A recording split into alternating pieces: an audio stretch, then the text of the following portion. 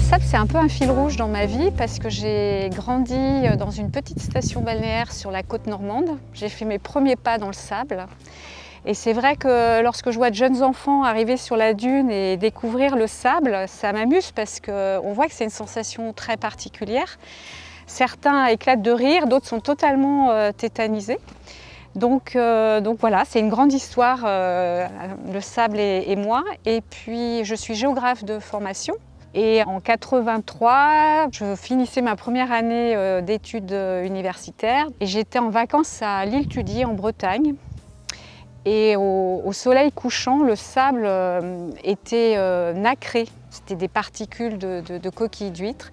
Et j'ai trouvé ce sable particulièrement beau. Et je ne sais pas pourquoi, quelle idée m'a pris, j'en ai collecté une toute petite quantité en souvenir de ces vacances. Et puis l'année suivante, je suis allée à la Martinique. Et là, j'ai découvert les sables noirs d'origine volcanique. Et par contraste, j'ai découvert aussi les sables très blancs. Donc je me suis là aussi amusée à collecter un tout petit peu de sable noir et du sable du sud de l'île. Et puis comme ça, de fil en aiguille, au fur et à mesure de voyages, après de déplacements professionnels, eh bien, j'ai collecté un petit peu de sable dans tous les endroits où je suis allée, sans chercher forcément à voir des sables de lieux extrêmement emblématiques. Parfois, il y a de très beaux sables sur des petites plages totalement méconnues. Et c'est comme ça que je me suis retrouvée avec autant d'échantillons de sable.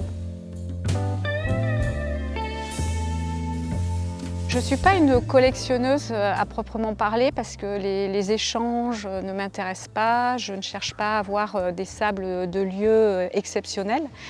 Chaque sable est lié à une histoire, soit une histoire qui m'est personnelle, ou alors c'est lié à des amis, à de la famille.